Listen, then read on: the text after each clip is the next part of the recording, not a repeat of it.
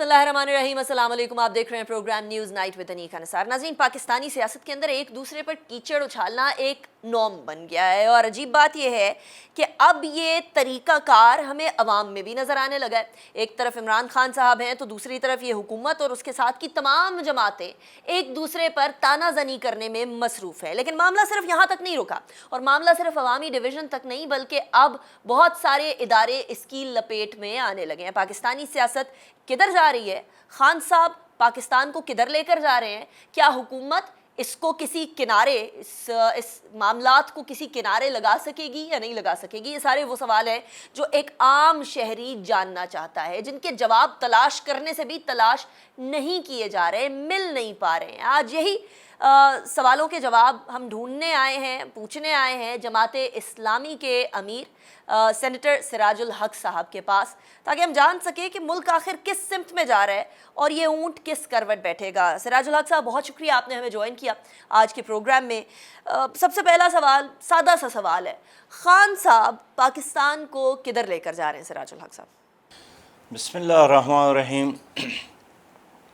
तारीख़ में अल्लाह ताला ने ख़ान साहब को बहुत बड़ा सुनहरी मौका दिया था।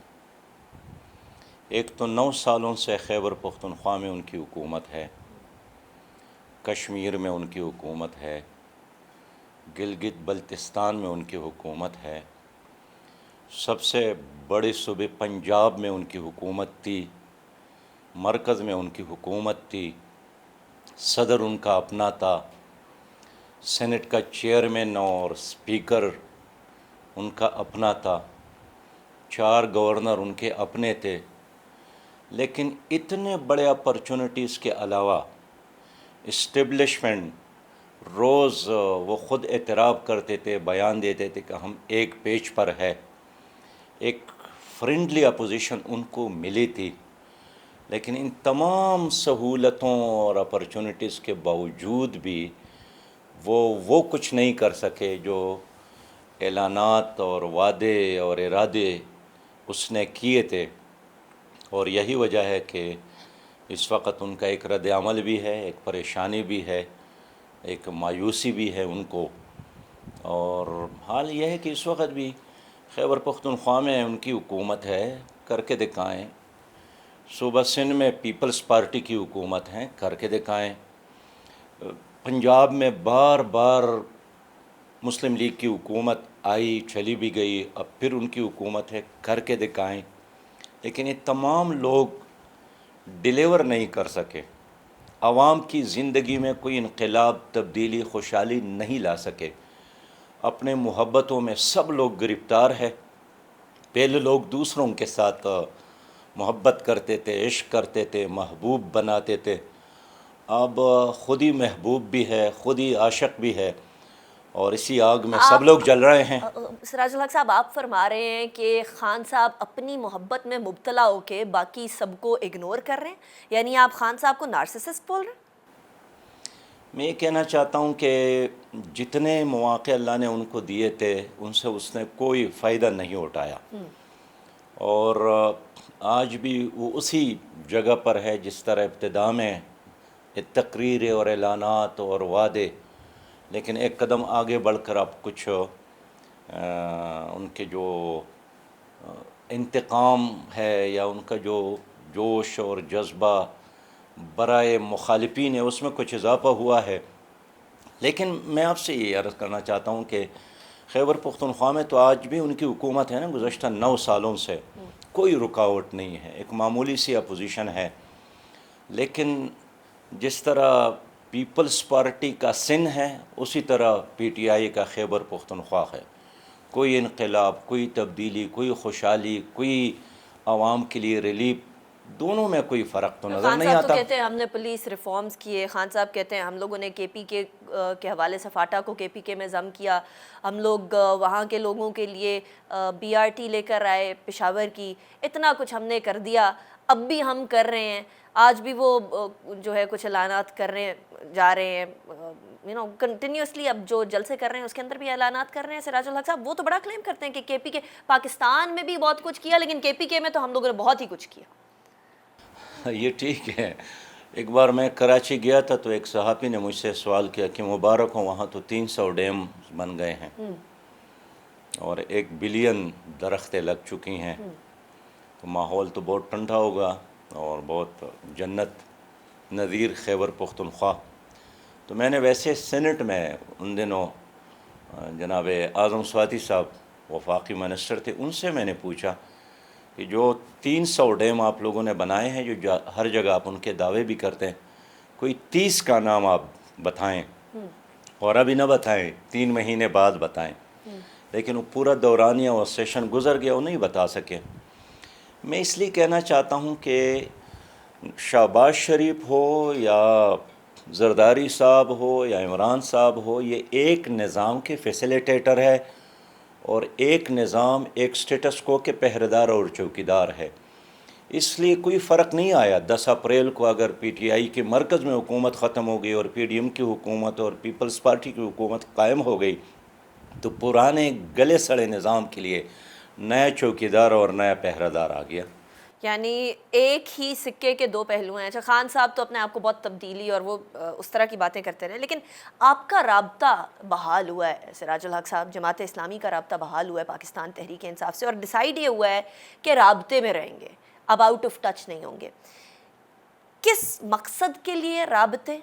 کیا انتخابات کے اندر کوئی ارادہ ہے پاکستان تحریک انصاف کے ساتھ ملنے کا، یا کیا مقصد ہے؟ دیکھیں، ہمیں فون کیا تھا اور یہی کہہ رہے تھے کہ ہمارے خلاف سازش ہوئی ہے، تو میں نے یہی عرض کیا کہ خط تو آپ کے ساتھ ہے، اور سچی بات ہے کہ ہم نے تو خط ابھی دیکھا نہیں ہے کہ اس میں ہے کیا۔ اس لیے میں نے ڈے 1 سے جب انہوں نے جلسے میں وہ لفافہ لہرایا کہ اس خط میں سازش ہے میرے خلاف، تو میں نے مطالبہ یہی کیا کہ سپریم کورٹ از خود ایک کمیشن بنائے، جوڈیشری کمیشن بنائے، جو اس خط کے بارے میں عوام کو اصل حقائق سے آگاہ کرے۔ اس لیے کہ عمران خان صاحب کا یہ دعویٰ ہے کہ اس خط میں سازش ہے، اور اس کے بعد جو حکومت قائم ہو گئی ہے وہ ان سے انکار کرتی ہے۔ اب کیا سچ ہے اور کیا جھوٹ؟ تو دودھ کا دودھ اور پانی پانی کے لیے میں نے مطالبہ کیا سپریم کورٹ سے کہ وہ ایک جوڈیشری کمیشن بنائیں، اس خط کو دیکھے، متعلقہ تمام فریقوں کو بلائیں، اور پھر عوام کو اندھیرے میں رکھنے کی بجائے عوام کو اصل حقائق سے آگاہ کرے۔ صحیح، لیکن ایسا کچھ ہوا نہیں۔ تو آپ کی نظر میں کیا اس خط میں آپ کا تاثر کیا ہے؟ کیونکہ خان صاحب نے آپ کو کانٹیکٹ بھی کیا، ظاہر پی ٹی آئی نے آپ کو کانٹیکٹ کیا، آپ سمجھتے ہیں کہ یہ جو سازش کا ایک بیانیہ خان صاحب آگے لے کر چل رہے ہیں، اس کے اندر دم ہے؟ لیکن نہ خط میں نے پڑھا ہے، نہ دیکھا ہے، نہ آپ نے پڑھا ہے، نہ دیکھا ہے۔ خط اس کے جیب میں ہے، اگر مجھے ملے، میں پڑھوں، میں دیکھوں، تو اس کے بعد کوئی رائے قائم کر سکتا ہوں۔ جہاں تک امریکہ کی مداخلت ہے، ہمیشہ ہم نے اس کی مذمت کی ہے۔ جماعت اسلامی نے سی ٹی بی ٹی کی مخالفت کی، جماعت اسلامی نے کیری لوگر بل کی مخالفت کی، مہم چلائی، جماعت اسلامی نے گو امریکہ گو مہم چلائی، جماعت اسلامی نے نیٹو فورسز کے لیے پاکستان کی زمین دینے اور ہوائی فیسلٹیز دینے کی مخالفت کی۔ ہمارا ایک شروع سے ایک موقف ہے، اس لیے کہ امریکہ کبھی بھی ہمارا دوست نہیں رہا ہے، نہ اس نے 65 میں ہمیں سپورٹ کیا تھا، نہ 70 میں ہمیں سپورٹ کیا تھا۔ انڈیا نے دھماکے کیے، ہم نے کیے تو پھر ہم پر پابندی لگائی، بلکہ امریکہ نے کشمیر میں ہمیں سپورٹ نہیں کیا، بنگلہ دیش بنانے میں کردار تو ادا کیا، انڈونیشیا میں ایک علیحدہ ریاست بنانے میں کردار ادا کیا مشرقی تیمور کے نام سے، سوڈان میں جنوبی سوڈان کے نام سے ایک نئی ریاست بن گئی، عیسائی ریاست بن گئی، لیکن کشمیر کے حوالے سے کبھی بھی انہوں نے سنجیدگی کے ساتھ کبھی بھی ساتھ نہیں دیا۔ تو ہم بالکل کلیئر ہے، لیکن یہ حکمران ہے، یہ جو تینوں بڑے پارٹیاں ہیں، یہ جب حکومت میں ہوتے ہیں ان کے ڈکٹیشن پر چلتے ہیں۔ اب دیکھیں 5 وزرائے خزانہ آئے ہیں گزشتہ 4 سالوں میں، اسد عمر صاحب، حماد صاحب، حفیظ شیخ صاحب، شوکت ترین صاحب، اور ابھی جو حال میں مفتاح اسماعیل صاحب۔ حلف اٹھانے کے بعد پہلا کام یہی کرتے ہیں کہ جا کر آئی ایم ایف کے دروازے پر سلام کرتے ہیں، سجدہ ریز ہو جاتے ہیں، تابعدار بن جاتے ہیں، وفادار بن جاتے ہیں، اور ان سب لوگوں کی کارکردگی یہی ہے کہ اس وقت میرے اور آپ کے اور پوری قوم کے کندھوں پر 51,000 ارب کا قرضہ ہے. کیوں؟ ان کی وجہ سے. لیکن سراج الحق صاحب، کیا آپ اس بات کو بلیو کرتے ہیں کہ یہ جو دونوں جماعتیں، پاکستان پیپلز پارٹی PMLN، جس کو ابھی پاکستان تحریک انصاف امپورٹڈ حکومت کے نام سے عوام کے اندر مشہور کر رہی ہے، یہ دونوں جماعتیں امریکہ کی ڈکٹیشن کے اوپر خان صاحب کی حکومت گرا سکتے؟ دیکھیے، میں آپ سے عرض کروں کہ امریکہ کی تو ہمیشہ یہی پالیسی ہے کہ حکومت بھی اپنی مرضی کا اور اپوزیشن بھی اپنی مرضی کا. اس لیے کہ کسی بھی ملک میں حقیقی معنوں میں کوئی انقلاب نہ آ جائے، کوئی اسلامی تبدیلی نہ آ جائے، کوئی اسلامی نظام نہ آ جائے، تو اپنی مرضی کے لوگ رکھتے ہیں. حکومت میں بھی اپنے مرضی کے لوگ رکھتے ہیں اور اپوزیشن میں بھی اپنے مرضی کے لوگ رکھتے ہیں. اور ان کی کوشش یہی ہے کہ کبھی ان ممالک میں، اسلامی ممالک میں، خاص کر پاکستان جیسے اہم ملک میں، کہیں اسلامی تحریک کو موقع نہ ملے تا یہ ملک حقیقی معنوں میں اسلامی نظام کا، خلافت کا مرکز نہ بنے. اس لیے وہ اپنی مرضی کے لوگوں کو ہمیشہ یہاں سپورٹ کرتے ہیں، اپنی میڈیا کے ذریعے اور دوسرے ذرائع کے ذریعے. لیکن میں کہنا چاہتا ہوں کہ دیکھیے، یہ جو PTI کی حکومت قائم ہو گئی تو ان کی اپنی میجارٹی تو اتنی نہیں تھی، لیکن MQM نے ساتھ دیا. کس کے کہنے پر ساتھ دیا؟ باپ نے ساتھ دیا تو کس کے کہنے پر ساتھ دیا؟ کس کے کہنے پر؟ مسلم لیگ قاپ نے ساتھ دیا تو کس کے کہنے پر؟ یہ اسٹیبلشمنٹ کے لوگ ہیں. تو انہی کے کہنے پر اگر انہوں نے ساتھ دینا چھوڑ دیا تو بنایا بھی اس نے تھا، گمایا بھی اس نے ہے، اور پوزیشن بھی اس نے تبدیل کی. تو میں اس لیے کہنا چاہتا ہوں کہ جب تک سیاسی لیڈر اپنے پاؤں پر، سیاسی پارٹیاں اپنے پاؤں پر کڑے نہ ہو تو یہی کھیل گزشتہ 70 سالوں سے جاری ہے. اچھا، ہم دیکھ رہے ہیں. انٹرسٹنگلی سراج الحق صاحب، اپوزیشن میں جب آئے عمران خان صاحب، انہوں نے بھی یہی کہا کہ میری حکومت گرائی گئی ہے اندرونی اور بیرونی سازشوں سے. آپ بھی یہی فرما رہے ہیں کہ جب اکٹھے ہوئے تو کسی کے کہنے پر ہوئے، یعنی اسٹیبلشمنٹ کے، اور جب جدا ہوئے تب بھی اسٹیبلشمنٹ کے کہنے پہ ہوئے. اسٹیبلشمنٹ بارہا کہہ چکی ہے کہ ہمیں سیاست میں گھسیٹیں، ہم نیوٹرل ہیں، ہم اے پولیٹیکل ہیں، ہم سیاست کا حصہ نہیں بننا چاہتے، ہم چپ کر کے سائڈ پہ بیٹھیں گے، جو ہمارا کام ہے کرنے والا. آپ اس بات پہ یقین نہیں کر رہے جو آپ یہ کہہ رہے ہیں کہ ہٹانے والے اور بٹھانے والے دونوں ایک ہی؟ دیکھیے، اسٹیبلشمنٹ کو ہماری نصیحت ہمیشہ یہی ہے کہ نیوٹرل رہے، غیر جانبدار رہے، کسی کا ساتھ نہ دے. لیکن وہ آگے بڑھ کر ساتھ دیتے ہیں. نواز شریف صاحب کو لانے میں بھی ان کا کردار تھا، زرداری صاحب کو لانے میں بھی ان کا کردار تھا، عمران خان صاحب کو لانے میں بھی ان کا کردار. تو لاتے بھی ہیں، فارغ بھی خود کرتے ہیں. اور جب لوگ شور مچاتے ہیں پھر کہتے ہیں کہ ہم تو نیوٹرل ہے، یہ تو تب ثابت ہوگا اگر وہ آئندہ اپنے عمل سے، اپنے بیہیویئر سے یہ ثابت کر لے کہ وہ نیوٹرل ہے، تو ہم تو خوش آمدید کہیں گے کہ وہ نیوٹرل بن جائے. کیا ووٹ آف نو کانفیڈنس میں حصہ نہ لے کر یا کسی قسم کی کوئی سیاسی کامنٹ نہ دے کر اسٹیبلشمنٹ نے یہ پروو کر دیا کہ وہ نیوٹرل ہے یا نہیں؟ دیکھیں، نیوٹرل اگر عدم اعتماد کے وقت حسب معمول یا حسب سابق، جس طرح PTI کو توقع تھی کہ وہ ساتھ دے گا لیکن اس نے ساتھ نہیں دیا، لوگوں کو آزاد چھوڑا اور پھر یہ حکومت نہیں رہی. اس کا مطلب ہے کہ ان تمام پرزوں کو جھوڑنے میں ان کا ایک کردار تھا. اور یہ حکومت اس لیے بھی نہیں چلی کہ اس میں 2 پرزے ٹریکٹر کے تھے، 2 موٹر کے تھے، 2 ہیلی کاپٹر کے تھے، 2 سائیکل کے تھے، 2 ٹرک کے تھے، اور اس طرح سب کو جوڑ کر جب ایک انجن بنایا گیا، تیل ڈالا گیا، تو پوری 3 سال، 3.5 سال گزر گئے، وہ آگے نہیں بڑھی یہ گاڑی.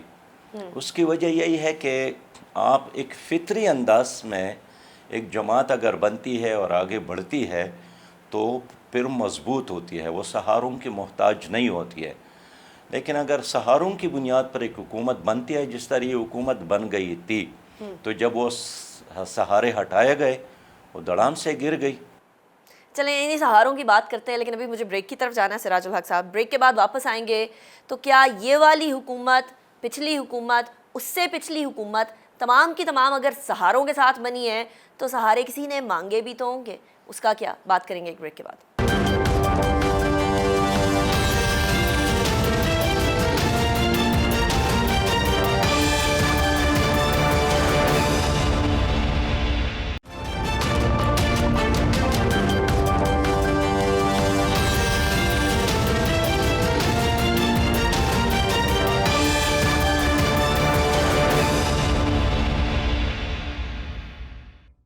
Welcome back after the break پہ جانے سے پہلے ہم اسٹیبلشمنٹ کے کردار کی بات کر رہے تھے، اور جہاں ایک رسی ہے تو اس کے دو سرے ہوتے ہیں. کہیں کوئی اسٹیبلشمنٹ کا کردار رہا تو پھر دوسرا سرا بھی ہوگا. بارہا اسٹیبلشمنٹ ان کچھ مہینوں کے اندر کہہ چکی ہے کہ ہم اے پولیٹیکل ہیں، ہم نیوٹرل ہیں، ہمیں سیاست میں نہ گھسیٹا جائے، لیکن بارہا ان کا نام آ ہی جاتا ہے، ان کو تنقید کا نشانہ جلسوں میں بنایا جا رہا ہوتا ہے، اس کے اوپر بھی اسٹیٹمنٹس آتی ہیں، لیکن دوسرے سرے کی بات کرنا بہت اہم ہے. سراج الحق صاحب، ایک طرف اسٹیبلشمنٹ کے کردار کی ہم نے بات کی، دوسری طرف وہ سیاسی جماعتیں جو بارہا انوائٹ کرتی ہیں وہ بھی تو موجود ہیں. کیا وہ اپنا کردار سیاست کے اندر اسٹیبلشمنٹ کو انوائٹ کرنے کا بند کریں گی؟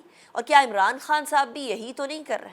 میں اصولی بات کرتا ہوں کہ عوام کی ضرورت ہے، پاکستان کی ضرورت ہے کہ عدلیہ، الیکشن کمیشن یہ بالکل غیر جانبدار ہو اور اسٹیبلشمنٹ حقیقی معنوں میں نیوٹرل ہو جائے.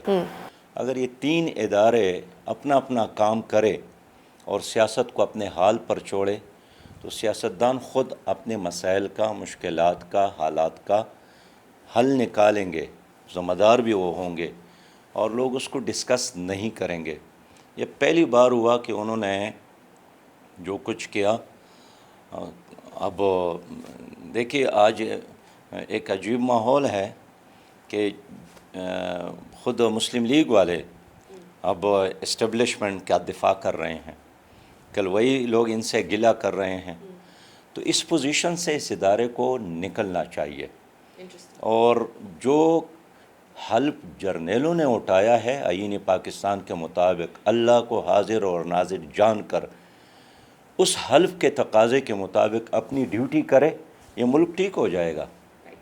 اچھا سراج الحق صاحب، آپ نے فرمایا کہ سیاست کو اپنے آسرے پر چھوڑ دیں اور وہ خود سے اپنے آپ کو بہتر کرے گی.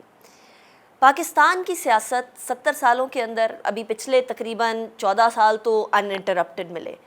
کیا آپ کو بہتری ہوتے ہوئے نظر آئی یا ابتری ہوتے ہوئے نظر آئی؟ اور آپ فرما رہے ہیں سیاست اپنے آپ کو ٹھیک کر دے گی، آپ تو نظام کی تبدیلی کی بات کیا کرتے ہیں. کیا یہ نظام اپنے آپ کو بہتری کی طرف لے کر جا سکتا ہے؟ دیکھیے اس وقت تو بہن سیاست یرغمال ہے، الیکشن کمیشن، عدالتیں، یہ ساری یرغمال سیاست ہے، کوئی چیز آزاد نہیں ہے. الیکشن بس ایک ایکسرسائز ہے اور پہلے سے فیصلے ہوتے ہیں کون حکومت میں آئے، کون نہیں آئے گا، صبح کس کو ملے گا، فلاں حلقے میں کون کامیاب ہوگا، کون ناکام ہوگا. اس طرح اس کنفیوژن سے اس قوم کو نکالنے کا واحد طریقہ یہی ہے کہ الیکشن کمیشن خود مختار ہو، مالی لحاظ سے، انتظامی لحاظ سے با اختیار ہو اور وہ کسی کے انڈر نہ ہو. اسی طرح عدلیہ آزاد ہو ہر لحاظ سے اور نظریہ ضرورت کی بنیاد پر ان کے پیسہ لینا ہو. اب عدالت اپنا کام کیوں نہیں کرتی ہیں؟ 20 لاکھ مقدمات اس وقت بھی پینڈنگ پڑے ہیں، لیکن آپ کا ایک سابق چیف جسٹس نے اعلان کیا میں ڈیم بناؤں گا. بابا آپ نے ڈیم بنانا ہے یا آپ نے لوگوں کو انصاف دینا ہے؟ پھر اعلان کیا تھا کہ میں خاندانی منصوبہ بندی کے لیے کام کروں گا. تو یہ ہر کوئی اپنا کام چھوڑ کر دوسرے کام پہ لگ گئے ہیں اور اس کی وجہ سے کوئی ادارہ بھی ٹھیک نہیں ہے. میرا اپنا یہ خیال ہے کہ عوام پر اعتماد کرنا چاہیے، عوام کو موقع دینا چاہیے، عوام پر اثر انداز ہونے کی کوشش نہیں کرنی چاہیے. اور آپ کے آئین میں 62 63 تو ہے نا، اس پر کبھی بھی الیکشن کمیشن نے عمل درآمد یقینی نہیں بنایا. ہمارے ملک میں سمجھتا ہوں کہ جو الیکشن ہے، جو موجودہ الیکشن سسٹم ہے، یہ تو اب کروڑوں کا اور اربہ کا کام ہے. کوئی عام آدمی، باصلاحیت آدمی، دیانتدار جتنا بھی ہو، مخلص جتنا بھی ہو، لیکن پہلے مرحلے میں تو پارٹی لیڈر اس سے کروڑوں کا بتہ لیتا ہے، ٹکٹ اس کے ہاتھ بیچتا ہے، اس سے یقین یعنی یہ سیکیورٹی لیتا ہے کہ کیا شورٹی لیتا ہے کہ آپ کے ساتھ 60-70 کروڑ روپے ہے یا نہیں ہے. تو اگر ایک آدمی 70 کروڑ روپے لگائیں الیکشن پر، وہ جب وہاں پر جاتے ہیں تو پہلے مرحلے میں 70 کو 700 سے مزید ضرب دے کر مزید کما لیتا ہے. میں اس لیے تجویز دیتا ہوں ہمیشہ تمام سیاسی جماعتوں کے ساتھ، میں اس بات پہ رابطے میں ہوں کہ متناسب نمائندگی اپنایا جائے تاکہ ایک ووٹر پارٹی منشور کو، پارٹی لیڈر کو ووٹ دے. بہت سارے ممالک میں متناسب نمائندگی ہے, اور اس طریقے الیکشن میں تو ووٹ ضائع ہوتا ہے. فرض کرے آپ نے 1,00,000 ووٹ لیے اور دوسرے نے 98,000 لیے, تیسرے نے 90,000 لیے, وہ سب جمع ہو جاتے اور 5,00,000 ووٹ ایک طرف. لیکن اگر ایک آدمی نے 1,02,000 ووٹ لیے تو 5,00,000 ووٹ ضائع, اور 1,02,000 ووٹ کا ممبر وہ اقتدار تک پہنچ جاتے. تو متناسب نمائندگی کا فائدہ یہی ہے کہ کسی کا ووٹ ضائع نہیں ہوگا. پھر پارٹی لیڈر کو اختیار ملے گا کہ اچھے لوگوں کو چناؤ کر کے اسمبلی میں لائیں, تو پھر وہ نظام چلائے گا. الیکٹورل ریفارمز ہونے والے ہیں سراج الحق صاحب, یہ گورنمنٹ کہہ رہی ہے, ساری کی ساری اس کی جماعتیں کہہ رہی ہیں کہ الیکٹورل ریفارمز کے علاوہ معاملہ نہیں چل سکتا. پہلے ایم کیو ایم اس کے خلاف تھی کہ جلدی انتخابات کروائیے, اب وہ بھی کہہ رہے ہیں کہ جب تک ڈی لمیٹیشنز کا معاملہ حل نہیں ہوگا تب تک ہم لوگ انتخابات کی طرف نہیں جائیں گے. کیا جماعت اسلامی ان الیکٹورل ریفارمز کے اندر حصہ لے گی؟ کیونکہ اکثر اوقات بہت امپورٹنٹ ایشو سے جماعت اسلامی ایبسٹین کر جاتی ہے. دیکھیے, ہر امپارٹنٹ ایشو پر ہم نے اپنا موقف دیا ہے, پالیسی دی ہے, اور یہ تو بہت اہم ہے. تو میں نے مرکز میں بھی کمیٹی قائم کی ہے 4-5 افراد پر مشتمل. انہوں نے پوری طرح سے سفارشات تیار کی ہے, اور وہ ہماری کمیٹی لیاقت بلوچ صاحب کی سربراہی میں ہے. وہ تمام سیاسی لیڈروں سے ملاقاتیں کریں گے اور اس کو یکسو کرنے کی کوشش کریں گے کہ یار اصل طریقہ یہی ہے کہ ہم 62-63 پر عمل کریں. ہم پیسے کا راستہ بند کر لیں کہ پیسے کی بنیاد پر لوگ پولنگ سٹیشن نہ خریدے, پولنگ عملہ نہ خریدے, ووٹر اور اس کی ضمیر نہ خریدے, متناسب نمائندگی. اور اس طرح کوئی 14 ہم نے تجاویز تیار کی ہے جس پر ہم تمام سیاسی لیڈروں سے بات کرنا چاہتے ہیں. رائٹ, سراج الحق صاحب اسی کے ساتھ بریک کی طرف چلتے ہیں. بریک کے بعد واپس آتے ہیں کہ سلوشن تو بڑا اچھا لگ رہا ہے, لیکن اس کو امپلیمنٹ کرنا اور اس کو پریکٹیکلی پاکستان کے اندر لے کر آنا وہ کیسے کیا جائے گا. بہت سارے سلوشنز ہم لوگوں نے ویسے بھی سنے سیاسی طور پر, لیکن الٹیمیٹلی آ کر تمام پارٹیوں کے تنازع کے اندر معاملہ ڈائلیوٹ ہو جایا کرتا ہے. کیسے کریں گے اس کو آگے further we'll talk about that after a break.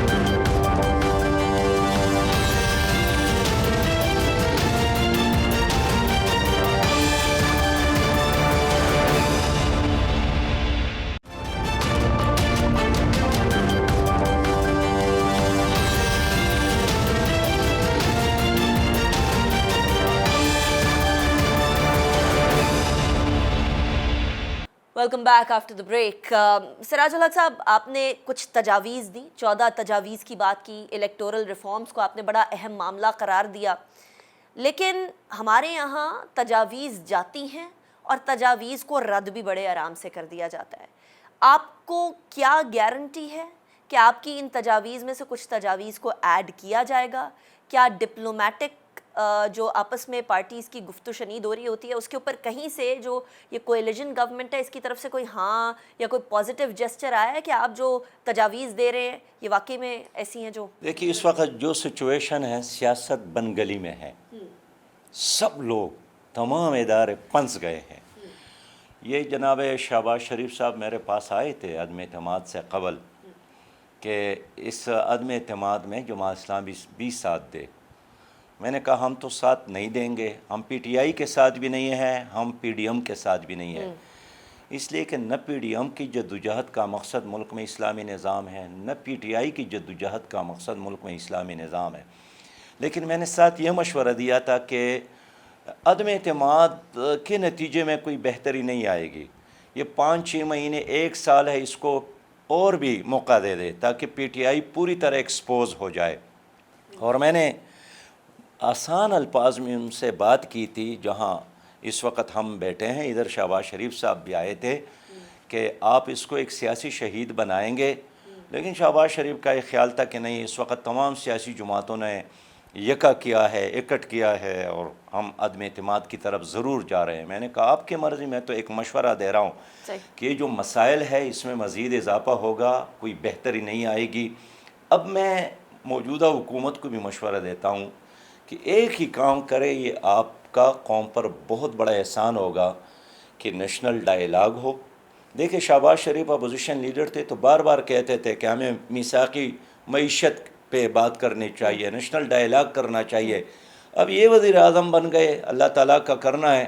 تلک الایام نداولها بین الناس، دن تبدیل ہوتے رہتے ہیں. تو جو جیل میں ہوتے ہیں حکومت میں آتے ہیں، جو حکومت میں ہوتے ہیں وہ جیل میں چلے جاتے ہیں، یہ ہوتا رہتا ہے. لیکن اب میرا مشورہ یہی ہے کہ اہم کام، سب سے اہم کام یہی ہے کہ حکومت الیکشن ریفارمز پر توجہ دے. ایسے الیکشن ریفارمز جس پر تمام سٹیک ہولڈر کا اتفاق ہو، تمام پولیٹیکل پارٹیوں کا اتحاد ہو، کوئی چھوٹی جماعت ہو، کوئی بڑی جماعت ہو، اور وہ قوم کے سامنے جب پیش کیا جائے تو قوم کا انٹیلیجنشیا اور اکثریت اس پر اعتماد کرے، تاکہ آئندہ الیکشن کے بعد پھر لڑائی نہ ہو. ورنہ جس دن الیکشن ہوگا اس دن دوبارہ لڑائی شروع ہوگی، اور وہ لڑائی بھی 1 سال 2 سال 3 سال جاری گی، اور پھر آئندہ نظام پھر نہیں چلے گا. تو میں اس لیے چاہتا ہوں کہ اس وقت ملک کو دلدل سے نکالنا کسی ایک لیڈر کی باس کی بات نہیں ہے. ایک نیشنل ڈائلاگ کی ضرورت ہے اور الیکشن ریفارمز کی ضرورت ہے. اچھا، لیکن آپ نے اپنے جواب میں ایک بڑا انٹرسٹنگ سینٹنس بولا ہے سراج الحق صاحب. آپ نے کہا کہ جو جیل میں ہوتے ہیں وہ حکومت میں آتے ہیں.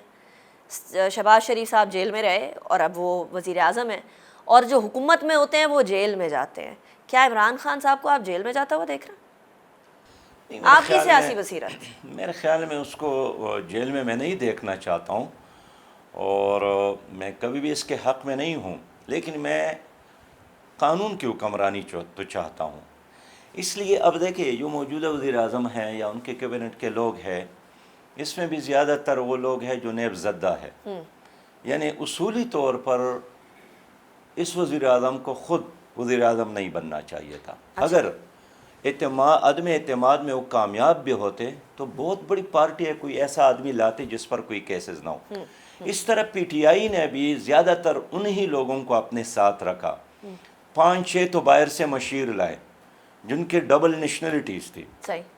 پھر دیکھیے پی ٹی آئی کے زمانے میں دوائیوں کا وہ سکینڈل آیا، ان کے اپنے منسٹر انوالو تھے. آٹا سکینڈل آیا، ان کے اپنے منسٹر انوالو تھے. پھر پیٹرول سکینڈل، ان کے اپنے. تو 880 ارب روپیہ کا ٹیکہ تو خود ان کے اپنے لوگوں نے اس قوم کو لگایا ہے. تو ایسے تمام مافیاز کے ایجنٹ دونوں طرف موجود ہیں، اور پھر بھی لوگ سمجھتے ہیں کہ یہ مافیاز حکومت میں رہیں گے تو ہمارے لیے کوئی اچھائی اور بہتری کا راستہ نکلے گا. یہ ناممکن ہے. اس لیے میں سمجھتا ہوں کہ اس قوم کے، اس ملک کے اصل وارث عوام ہیں، اور عوام کو موقع دینا چاہیے. لیکن الیکشن سے پہلے الیکشن ریفارمز ہو تاکہ ایکسرسائز پر نتھنگ نہ ہو. عوام کس کے ساتھ کھڑی نظر آتی ہے سراج الحق صاحب پھر آپ کو؟ اگر عوام ہی الٹیمیٹ وارث ہیں، کیا وہ پی ڈی ایم کولیشن کے ساتھ کھڑی ہوئی نظر آتی ہے، خان صاحب کے ساتھ کھڑی ہوئی نظر آتی ہے، یا ابھی عوام بھی کنفیوز نظر آتی ہے؟ دیکھیے بہن، اس وقت تو عام آدمی پریشان ہے، بیزار ہے، اور جس طرح مہنگائی میں اضافہ ہوا ہے، لوگ پی ٹی آئی کا یا پی ڈی ایم کا یا پیپلز پارٹی کے بارے میں نہیں سوچتے ہیں. لوگ یہی سوچتے ہیں کہ آج میں کیا کروں کہ رات اپنے بچوں کو کھلا دوں.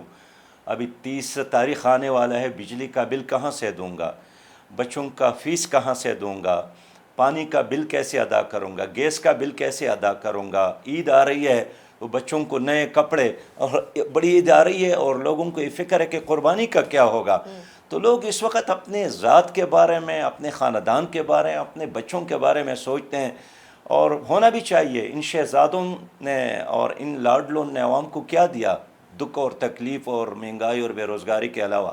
رائٹ. سراج الحق صاحب، بہت شکریہ، آپ نے ہمیں ہمارے پروگرام میں جوائن کیا. بہت ساری باتیں آپ کھل کر بول گئے اور بہت ساری باتیں دبے الفاظ میں، لیکن ہمارے ناظرین جو ہیں وہ سمجھدار ہیں، وہ سمجھ گئے ہوں گے کہ آپ کا اشارہ کس سمت میں. بہت شکریہ ونس اگین فار جوائننگ اس ان دی شو. ناظرین، اسی کے ساتھ نیوز نائٹ ود انیکا نثار سے اجازت دیجیے. اپنا بہت خیال رکھیے گا. اللہ حافظ. ناصر.